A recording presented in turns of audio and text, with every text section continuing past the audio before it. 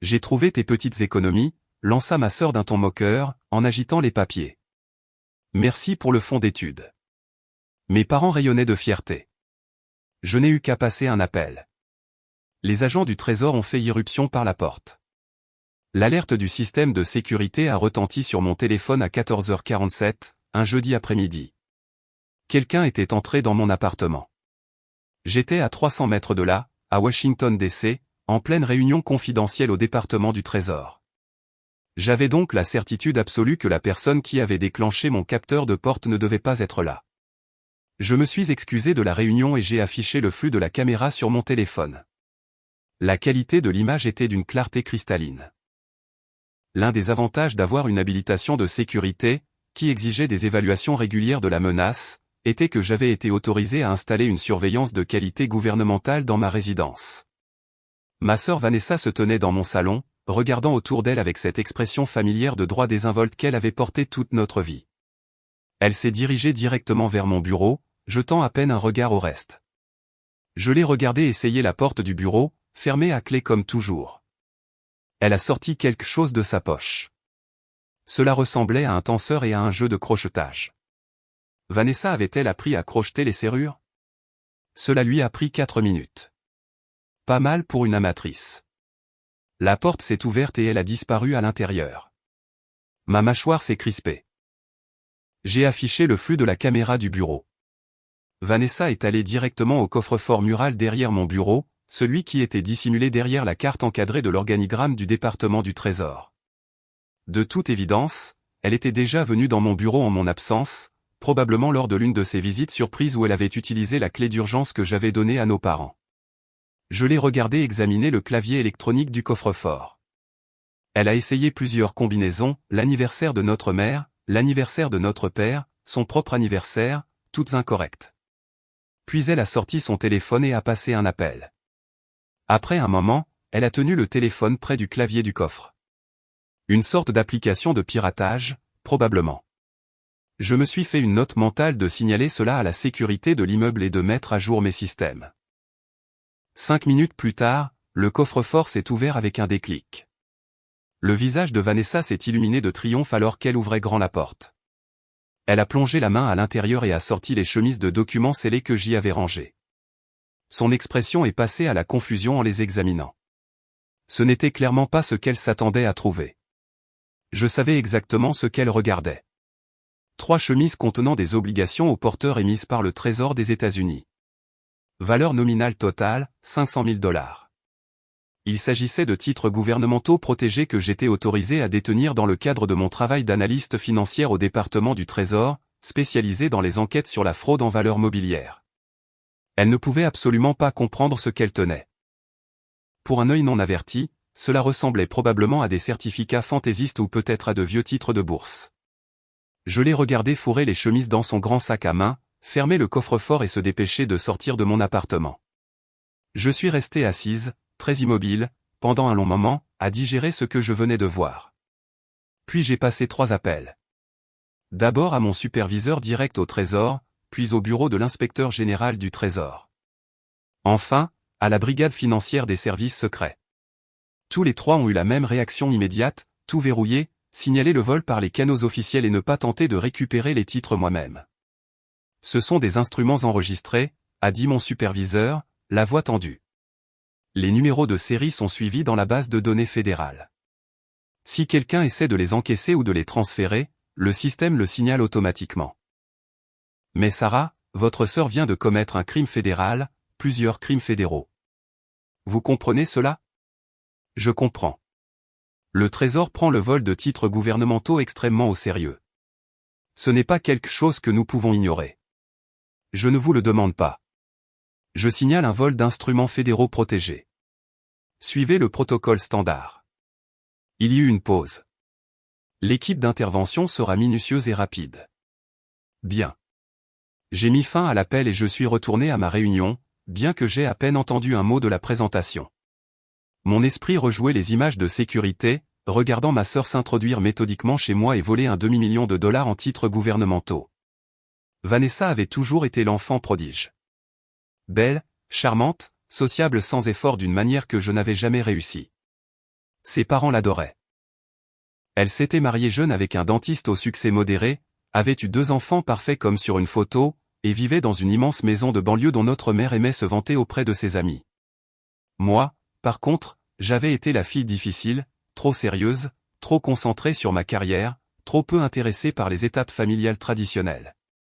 J'ai rejoint le département du Trésor directement après mes études supérieures, avec un master en jury-comptabilité.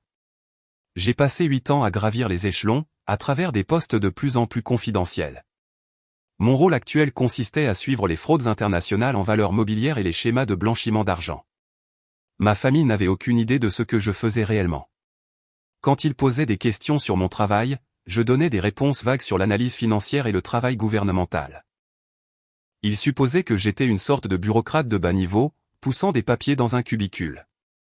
Ils n'avaient certainement jamais demandé pourquoi je maintenais une habilitation de sécurité élevée ou pourquoi des agents fédéraux armés se présentaient occasionnellement pour mener des entretiens de sécurité avec mes voisins. J'ai pris le prochain train pour Philadelphie, arrivant chez mes parents à 19h ce soir-là. Le Range Rover de Vanessa était garé dans l'allée, à côté de la berline de nos parents et du pick-up de l'oncle Mike. Un dîner de famille, apparemment. Parfait. J'ai utilisé ma clé et je suis entré pour trouver tout le monde rassemblé dans la salle à manger. Vanessa était assise à sa place habituelle, rayonnante dans une robe de créateur qui coûtait probablement plus cher que mon loyer mensuel. Son mari, Derek, était assis à côté d'elle, consultant son téléphone. Nos parents apportaient des plats de la cuisine pendant que l'oncle Mike versait du vin. Sarah. Le visage de maman a enregistré la surprise. Je ne savais pas que tu venais dîner. Visite surprise, ai-je dit, en gardant une voix légère. J'avais un peu de temps libre et j'ai pensé que je pourrais venir. Comme c'est merveilleux, a-t-elle dit, puis s'adressant à papa, chéri, ajoute une autre place. C'est si rare que nous ayons nos 2 filles ici en même temps. Vanessa a levé les yeux de son téléphone et m'a souri. Ce sourire parfaitement répété qu'elle avait perfectionné au lycée. Salut grande sœur, comment va le travail de bureau? Occupé. Tu sais comment c'est, le travail gouvernemental. Je ne sais vraiment pas, elle a ri, et Derek a ri avec elle. Toutes ces formalités et procédures bureaucratiques. Je ne sais pas comment tu supportes ça. Je me suis assise en face d'elle. Il y a des bons moments. Comment vas-tu? Merveilleusement bien, en fait. Elle a échangé un regard entendu avec Derek. Nous avons pris des décisions financières passionnantes dernièrement. Des opportunités d'investissement. Oh, ai-je dit en gardant une expression neutre. Quel genre d'investissement? Juste quelques titres. Le conseiller financier de Derek les a recommandés. Des choses très sophistiquées. Probablement trop complexes à expliquer, mais les rendements sont censés être excellents. Mes parents sont revenus avec les derniers plats du dîner. Papa a commencé à découper le rôti pendant que maman s'installait à sa place avec un soupir de satisfaction. Vanessa nous parlait justement de ses nouveaux investissements, a dit maman fièrement. Le cabinet de Derek marche si bien. Ils construisent vraiment un patrimoine pour l'avenir. Des fonds pour les études des enfants, a ajouté Vanessa en prenant son verre de vin. Nous voulons nous assurer qu'ils aient toutes les opportunités. C'est important, ai-je convenu. Où avez-vous trouvé le capital pour ces investissements? Cela doit nécessiter des fonds importants. Derek s'est éclairci la gorge. Nous avons épargné de manière agressive, en faisant des choix intelligents. C'est vrai. Le sourire de Vanessa s'est élargi. En fait, je dois te remercier, Sarah. Me remercier? Je suis passé à ton appartement plus tôt cette semaine. J'ai utilisé cette clé d'urgence que maman et papa ont. J'espère que ça ne te dérange pas. J'étais dans le quartier et j'ai pensé que j'emprunterais ce livre dont tu as parlé. Elle n'avait mentionné aucun livre. Nous savions toutes les deux qu'elle mentait. As-tu trouvé ce que tu cherchais? Ai-je demandé doucement. J'ai trouvé ton petit coffre-fort, en fait. Derrière cette carte ennuyeuse dans ton bureau. Et comme tu n'as jamais pris la peine de changer la combinaison de l'anniversaire de maman, ce qui est franchement une sécurité terrible, soit dit en passant, j'ai jeté un coup d'œil à l'intérieur. Maman et papa ont échangé des regards confus. Vanessa, de quoi parles-tu? Sarah a caché de l'argent dans un coffre-fort, a ri Vanessa. Enfin, pas exactement de l'argent. Une sorte de vieilles obligations ou de certificats. Ils avaient l'air anciens. probablement quelque chose que grand-père lui a laissé. Et comme Sarah ne faisait clairement rien avec, les laissant juste prendre la poussière, j'ai pensé qu'elle ne verrait pas d'inconvénient à ce que je les emprunte. La pièce est devenue très silencieuse. Les emprunter, ai-je répété. Pour le fonds d'études. Ces papiers étaient juste assis dans ton coffre-fort à ne rien faire. Mais le conseiller de Derek dit qu'ils peuvent être encaissés et réinvestis pour des rendements réels. Nous t'aidons, vraiment. Sinon, tu les laisserais là pour toujours. Elle a sorti les chemises de son sac à main. Elle les avait en fait apportées au dîner, comme des trophées, et les a posées sur la table. Tu vois, juste de vieilles obligations d'État ou quelque chose comme ça. Le conseiller dit qu'elles valent probablement quelques milliers, peut-être 10 000 si nous avons de la chance. Ce n'est quand même pas rien. Derek s'est penché en avant pour examiner les documents. Ils ont l'air légitimes. Le cabinet devrait pouvoir les traiter la semaine prochaine. Vanessa, ma voix était très calme. T'es-tu introduite par effraction chez moi? Ne sois pas dramatique. J'ai utilisé une clé. As-tu forcé la porte verrouillée de mon bureau? Elle a agité la main d'un air dédaigneux. J'ai appris quelques trucs sur YouTube. Ce n'était pas si difficile. As-tu déjoué le système de sécurité de mon coffre-fort? Il y a une application pour ça. Honnêtement, Sarah, si tu comptes garder des objets de valeur, tu as besoin d'une meilleure protection. N'importe qui aurait pu entrer. J'ai regardé mes parents. Papa fronçait les sourcils maintenant, commençant à réaliser que cela pourrait être plus sérieux que ce que Vanessa laissait entendre. Maman avait toujours l'air confuse, prise entre ses deux filles. Tu as commis une effraction, ai-je dit à Vanessa.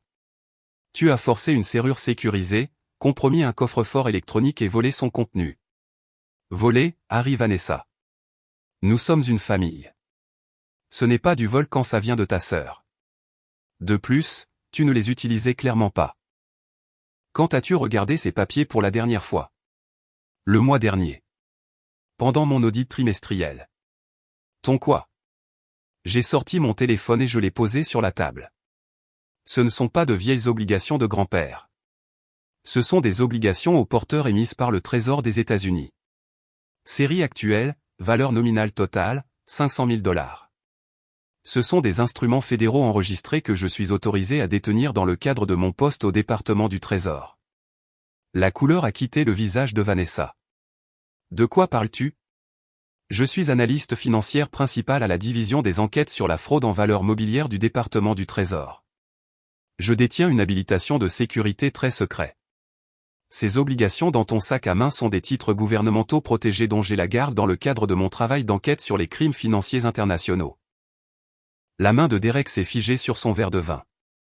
Des titres gouvernementaux, plus précisément, des instruments utilisés pour suivre et identifier les schémas de fraude en valeurs mobilières. Chaque obligation est sérialisée et enregistrée dans la base de données de suivi fédérale. Au moment où quelqu'un tente de les encaisser, de les transférer ou même de les vérifier auprès d'une institution financière, le système signale automatiquement la transaction et en informe le bureau de l'inspecteur général du Trésor. Tu plaisantes. La voix de Vanessa était devenue stridente. Tu inventes ça pour me faire peur. J'ai signalé le vol il y a 4 heures à mon superviseur, à l'inspecteur général et à la brigade financière des services secrets. Ils suivent tes mouvements depuis que tu as quitté mon appartement. La sonnette a retenti. Tout le monde à table a sursauté, sauf moi. Je m'y attendais. Ça, ai-je dit doucement, c'est l'équipe d'intervention. La sonnette a de nouveau retenti, suivie d'un coup fort et d'une voix autoritaire. Inspecteur général du Trésor, nous devons parler à Vanessa Morrison. Le visage de maman est devenu blanc. Sarah, que se passe-t-il? Vanessa a commis plusieurs crimes fédéraux. Maintenant, elle va en subir les conséquences. Papa s'est levé. Je vais ouvrir. Papa, non. Vanessa a attrapé son bras. Ne les laisse pas entrer. Sarah ment. C'est une sorte de mauvaise blague. Ce n'est pas une blague. Je l'ai regardé droit dans les yeux. Tu t'es introduite dans une résidence sécurisée. Tu as déjoué les mesures anti-effraction d'un coffre-fort protégé. Tu as volé pour 500 000 $ d'instruments du Trésor des États-Unis. Tu viens de dire à toute cette table que tu prévoyais d'encaisser ces instruments par l'intermédiaire d'un conseiller financier. C'est du vol de biens publics, de l'altération de mesures de sécurité fédérale et une tentative de fraude en valeurs mobilières. Tous des crimes fédéraux. Les coups à la porte se sont faits plus insistants. Nous avons un mandat. Ouvrez la porte maintenant. Derek s'est reculé de la table, le visage cendré. Vanessa, qu'as-tu fait? Je ne savais pas. Sa voix s'est brisée. Comment étais-je censé savoir qu'elle avait des obligations d'État? Elle a un travail de bureau ennuyeux. Elle ne nous dit jamais rien de ce qu'elle fait. J'ai une habilitation très secrète, ai-je dit. Je ne peux rien vous dire sur ce que je fais. C'est ce que signifie une habilitation. Papa a ouvert la porte d'entrée. 4 agents fédéraux en tenue tactique sont entrés, dirigés par une femme portant une veste de l'inspecteur général du Trésor. Elle a présenté ses lettres de créance. Je suis l'agent spécial Lisa Martinez, de l'inspecteur général du Trésor. Nous avons un mandat d'arrêt contre Vanessa Morrison et pour la récupération de titres fédéraux volés. Elle a regardé directement Vanessa. Madame, je vais vous demander de vous lever et de vous éloigner de la table. C'est de la folie. Vanessa pleurait maintenant. Ce ne sont que des papiers. Sarah est ma sœur. C'est une affaire de famille. Madame, les instruments que vous avez volés sont des obligations aux porteurs du Trésor des États-Unis d'une valeur combinée de 500 000 $. Il s'agit de titres fédéraux enregistrés et protégés en vertu de la section 641 du titre 18 du Code des États-Unis. Le vol de ces instruments, combiné à votre intention déclarée de les encaisser, constitue de multiples violations fédérales. La voix de l'agent Martinez était professionnelle mais ferme. Levez-vous, s'il vous plaît. Vanessa a regardé sauvagement nos parents, Derek, l'oncle Mike. Faites quelque chose. Elle m'envoie en prison pour de stupides obligations. Des obligations d'une valeur de 500 000 $, a corrigé l'agent Martinez, en titres gouvernementaux protégés. Pas stupide. Propriété fédérale. 2 agents se sont avancés et ont mis Vanessa debout. Elle a essayé de se dégager, mais ils étaient professionnels. Vanessa Morrison, vous êtes en état d'arrestation pour vol de biens publics, entrave aux mesures de sécurité fédérale et tentative de fraude en valeurs mobilières. Vous avez le droit de garder le silence. Sarah, s'il te plaît. Le maquillage parfait de Vanessa coulait maintenant, le mascara noir striant son visage. Je suis ta sœur. Nous avons grandi ensemble. Tu ne peux pas me faire ça. C'est toi qui t'es fait ça à toi-même, ai-je dit doucement. Tu t'es introduite chez moi. Tu as volé des biens fédéraux. Tu viens de dire à tout le monde à cette table que tu prévoyais d'encaisser ces obligations. Je ne t'ai forcé à rien faire de tout cela. Ils lui ont mis les menottes au poignet. Derek est resté figé, regardant sa femme comme s'il la voyait pour la première fois. L'agent Martinez a ramassé les chemises sur la table, les examinant brièvement. Les 3 sont présentes. Les numéros de série correspondent au vol signalé. Elle m'a regardé. Docteur Chin, il faudra que vous veniez au bureau de terrain demain pour vérifier les instruments et fournir une déclaration officielle. Bien sûr, à quelle heure? 9 heures. Demandez l'agent Martinez. Elle a fait un signe de tête à son équipe et ils ont commencé à escorter Vanessa vers la porte. Ma sœur sanglotait maintenant, sa robe de créateur froissée, ses cheveux parfaits en désordre. Maman, papa, ne les laissez pas m'emmener. S'il vous plaît. Nos parents se tenaient là, impuissants, regardant leur enfant prodige se faire arrêter par des agents fédéraux dans leur salle à manger. Attendez. La voix de maman était à peine un murmure. Combien de temps? Combien de temps pourrait-elle? L'agent Martinez s'est arrêté à la porte. Le vol de biens publics est passible de 10 ans. L'entrave aux mesures de sécurité fédérale en ajoute 5. La tentative de fraude en valeurs mobilières, c'est 20 autres années. Le procureur des États-Unis déterminera les charges finales, mais votre fille risque une peine de prison fédérale substantielle. 35 ans? La voix de papa s'est brisée. Pour avoir pris des obligations à sa sœur? Pour avoir volé un demi-million de dollars en titres fédéraux protégés, monsieur. Le département du Trésor ne négocie pas sur ces charges. Ils ne peuvent pas. Cela compromettrait la sécurité financière nationale. Ils ont emmené Vanessa dans l'un des VUS noirs garés dans l'allée. À travers la fenêtre, je l'ai regardée s'installer sur la banquette arrière, pleurant et protestant toujours. La salle à manger était silencieuse, à l'exception des pleurs étouffés de maman. Finalement, l'oncle Mike a parlé. Sarah, que fais-tu exactement pour le gouvernement? J'enquête sur la fraude internationale en valeurs mobilières, les schémas de blanchiment d'argent, les organisations criminelles qui tentent de manipuler les marchés financiers. Je travaille avec des informations classifiées et je gère des instruments fédéraux sensibles dans le cadre de mes enquêtes. Et Vanessa vient de voler un demi-million de dollars d'obligations du Trésor qui sont activement suivies par les bases de données fédérales. Oui. Dès qu'elle est sortie de mon appartement avec, le système a signalé le vol. Quand elle en a parlé à son conseiller financier, il aurait été légalement tenu de les vérifier auprès du Trésor. Cette vérification aurait déclenché une enquête fédérale automatique, même si je ne l'avais pas signalé. Derek s'est affalé sur sa chaise. Le conseiller. Oh, mon Dieu. Quand il essaiera de les encaisser. Il sera interrogé en tant que complice potentiel, ai-je confirmé. Le Trésor enquêtera pour savoir s'il savait qu'elles étaient volées. S'il détermine qu'il était impliqué de quelque manière que ce soit, il fera également face à des accusations. Nous ne savions pas, la voix de Derek était vide. Je jure que nous n'avions aucune idée qu'elle les avait volées. Elle m'a dit qu'elle avait trouvé de vieilles obligations dans ton appartement, et que tu lui avais dit qu'elle pouvait les avoir. Ce n'est pas ce qui s'est passé. Elle s'est introduite chez moi par effraction, a crocheté la serrure de mon bureau, a forcé mon coffre-fort et a volé des biens fédéraux. Les images de sécurité montrent tout. Maman m'a regardé, le visage strié de larmes. Des images de sécurité? Je maintiens des systèmes de surveillance dans ma résidence. C'est une exigence pour mon niveau d'habilitation. Les images ont été remises au bureau de l'inspecteur général. Elles montrent toutes les fractions de Vanessa, y compris les horodatages et ses techniques pour forcer mes serrures. Tu regardais, a dit maman lentement, quand elle est entrée par effraction. Tu regardais tout se passer. J'étais à Washington DC pour une réunion confidentielle. J'ai reçu l'alerte de sécurité sur mon téléphone et j'ai affiché le flux de la caméra. Et tu l'as juste regardé te voler? Tu ne l'as pas appelé? Tu n'as pas essayé de l'arrêter? J'ai appelé le bureau de l'inspecteur général du Trésor et j'ai suivi le protocole pour signaler le vol de titres fédéraux. C'est ce que je suis tenu de faire. Les mains de papa tremblaient. C'est ta sœur, Sarah.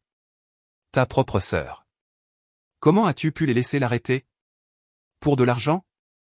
Pour des crimes fédéraux, papa. Il ne s'agit pas d'argent entre frères et sœurs. Il s'agit du vol de biens du gouvernement des États-Unis. Si j'avais omis de le signaler, j'aurais été accusé de complot et j'aurais perdu mon habilitation. Ma carrière serait terminée et j'irais probablement en prison avec elle. Mais tu aurais sûrement pu trouver un arrangement, appeler des mamans. Lui donner un avertissement, lui dire de les rendre.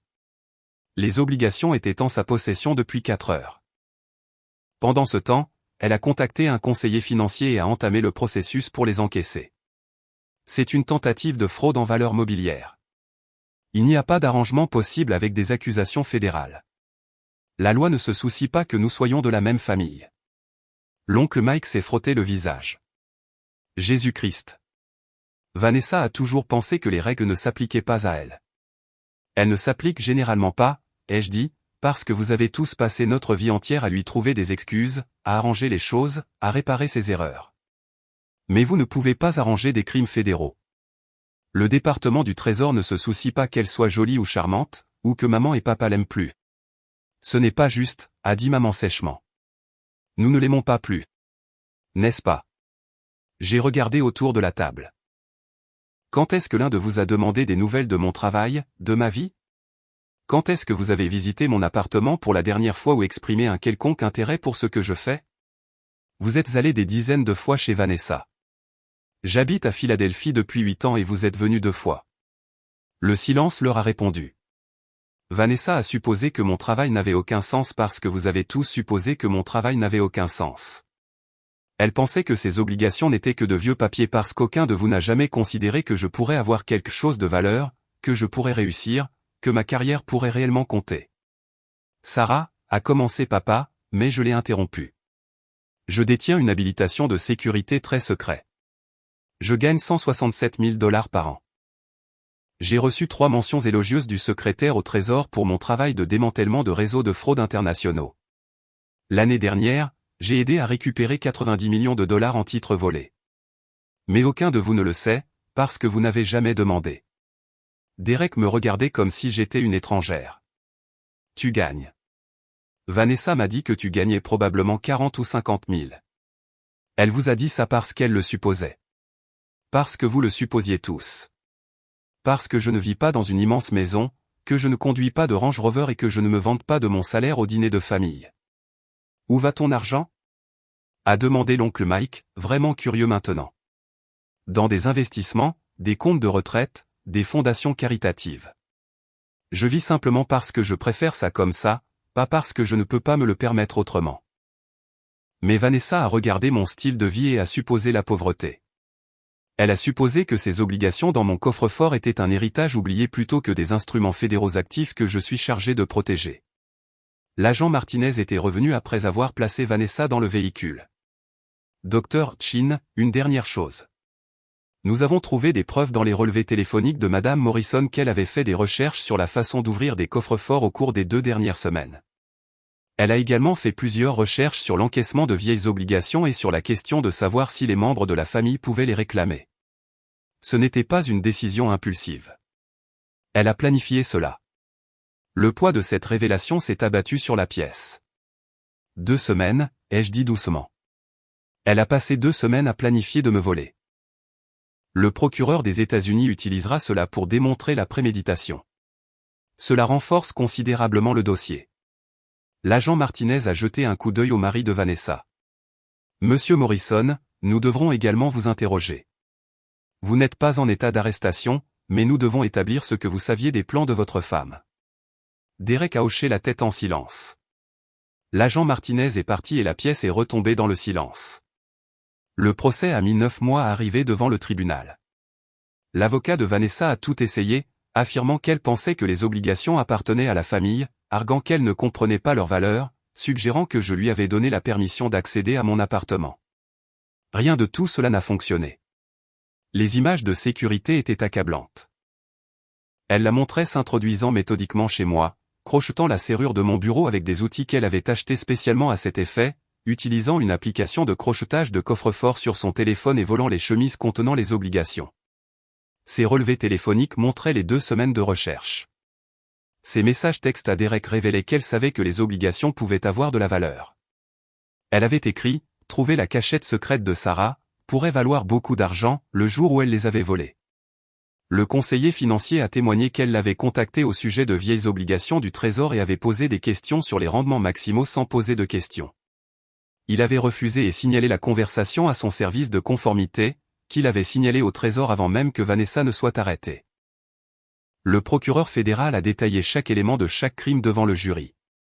Vol de biens publics, les obligations étaient des instruments fédéraux, Vanessa les avait prises sans autorisation, elles valaient plus de 500 000 $.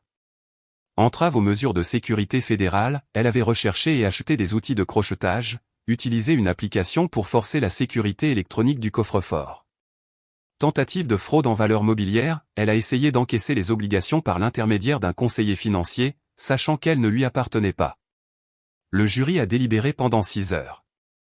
Coupable sur tous les chefs d'accusation. Le juge l'a condamné à 12 ans de prison fédérale et lui a ordonné de payer 500 000 $ de dédommagement, plus 150 000 $ d'amende supplémentaire pour les violations de sécurité. Vanessa a sangloté pendant tout le prononcé de la peine. Maman et papa étaient assis dans la galerie, l'air d'avoir 10 ans de plus qu'il y a 9 mois. Derek avait demandé le divorce 3 mois après le début du procès. Le juge s'est adressé directement à Vanessa avant de prononcer la sentence. Vous n'avez pas volé un magasin ou un étranger. Vous avez systématiquement planifié et exécuté un vol contre votre propre sœur, la ciblant spécifiquement parce que vous la croyez vulnérable et son travail sans importance. Vous avez violé son domicile, sa sécurité et sa confiance. Le fait que les biens volés étaient des titres fédéraux en fait une question de sécurité nationale, et pas seulement un drame familial. Ce tribunal ne peut pas et ne traitera pas le vol de biens publics à la légère, quelles que soient les relations familiales. Maman a essayé de me parler après la sentence. Je n'ai pas été cruel, mais j'ai été clair. Elle a fait ses choix, maman. À chaque étape, elle a choisi de faire cela. Elle est toujours ta sœur. Et je suis toujours la fille que vous n'avez pas pris la peine de visiter ou de prendre des nouvelles. Je suis toujours celle dont vous avez jugé la carrière sans importance. Vanessa n'a pas eu l'idée toute seule que mon travail n'avait aucun sens. Elle l'a appris de vous. Maman a tressailli. Ce n'est pas juste. N'est-ce pas? Quand est-ce que tu as demandé des nouvelles de mon travail pour la dernière fois? Quand est-ce que tu as exprimé de la fierté pour quoi que ce soit que j'ai accompli? Tu te vantais de la maison de Vanessa, de son mari, de ses enfants. De quoi t'es-tu jamais vanté à mon sujet? Elle n'avait pas de réponse. 3 ans après l'arrestation de Vanessa, j'ai été promu analyste superviseur principal, supervisant une équipe de 12 enquêteurs travaillant sur des affaires de valeurs mobilières internationales. Mon habilitation a été élevée à très secret SCI. Le secrétaire au Trésor m'a personnellement remis une médaille du service distingué pour mon travail sur une affaire qui a permis de récupérer 340 millions de dollars d'obligations frauduleuses. Mes parents n'ont pas assisté à la cérémonie. Je ne les ai pas invités. Vanessa sera éligible à la libération conditionnelle dans 9 ans. Le jugement de restitution ne disparaîtra pas. Elle effectuera des paiements pour le reste de sa vie. Sa maison a été saisie. Derek s'est remarié. Les enfants vivent avec lui et parlent à peine à leur mère. Parfois, je me demande si elle a enfin compris ce qu'elle a volé. Si elle a réalisé que sa sœur, la bureaucrate ennuyeuse, protégeait en fait un demi-million de dollars de titres fédéraux dans le cadre d'un travail qui compte à l'échelle nationale. Mais la plupart du temps, je me concentre simplement sur mon travail. Les marchés financiers ne se soucient pas des drames familiaux. Les affaires de fraude n'ont pas besoin de la validation de personnes qui ne peuvent pas les comprendre.